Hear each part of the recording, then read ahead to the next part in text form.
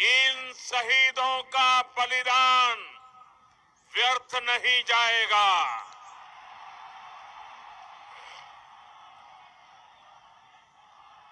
आतंकी संगठनों ने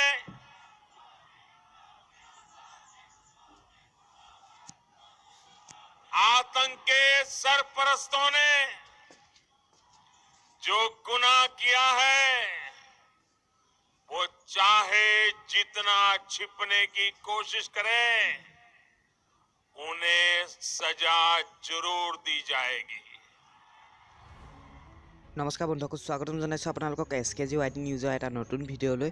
আৰু আপোনালোকে নিশ্চয় জানে সমগ্ৰ দেশ জ্বলি আছে সন্ত্ৰাসবাদীৰ সেই ভয়াৱহ আক্ৰমণক লৈ। আৰু ভাৰতৰ প্ৰধানমন্ত্ৰীয়ে মহাৰাষ্ট্ৰত ভাষণ দিয়া সময়তে তেওঁ কৈছিল কি ভাৰতৰ জনতাই অকণমান ধৈৰ্য ৰাখক, আমি উচিত প্ৰত্যুত্তৰ দিমেই। আপোনালোকে ভাৰতৰ জোৱানৰ প্ৰতি বিশ্বাস ৰাখক। ভাৰতৰ জোৱানে ঠিক কৰিব কি দোষীক কেনেধৰণৰ শাস্তি দিয়া হ'ব, ক'ত শাস্তি দিয়া হ'ব, কি দৰে শাস্তি দিয়া হ'ব। গতিকে আপোনালোকে অকণমান ধৈৰ্য ৰাখক, ভাৰতৰ জোৱানৰ প্ৰতি বিশ্বাস ৰাখক।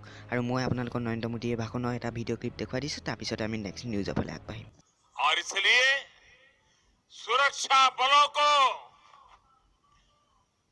खुली छूट दे दी गई है। साथियों, एक ऐसा देश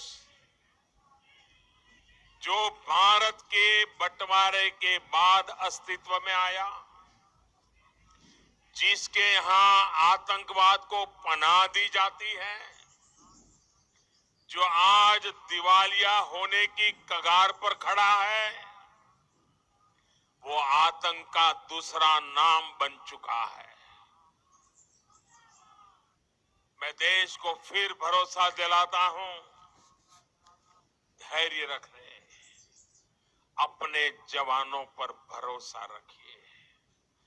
पुलवामा के गुनहगारों को सजा कैसे दी जाएगी, कहां दी जाएगी, कब दी जाएगी, कौन देगा, किस प्रकार की सजा देगा, ये सब ये हमारे जवान तय करेंगे। বন্ধুসকল, আপোনালোকে নিশ্চয় গম পায় কালি মনেশ্বৰ বসুমতাৰী নশ্বৰ দেশ আহি বৰঝাৰ বিমানবন্দৰত উপস্থিত হৈছিলহি। আৰু তাৰপিছত হেলিকপ্টাৰলৈ উঠাবলৈ নিওঁতে অসমৰ মুখ্যমন্ত্ৰী সৰ্বানন্দ সোণোৱাল আৰু বিত্তমন্ত্ৰী ডক্টৰ হিমন্ত বিশ্ব শৰ্মাই কফিনটো দাঙি লৈছিল। মই আপোনালোকক সেই দৃশ্য দেখুৱাইছোঁ। আৰু তাৰপিছতে মই আজি নিউজৰ পৰা বিদায় ল'ম। আপোনালোকে যদি ভিডিঅ'টো ভাল পালে লাইক কৰিব, শ্বেয়াৰ কৰিব আৰু আমাৰ চেনেল SKGYT নিউজক ছাবস্ক্ৰাইব কৰিবলৈ নাপাহৰিব। আজিলৈ ইমানেই, ধন্যবাদ। আপোনালোকে ক্লিপটো চাই লওক।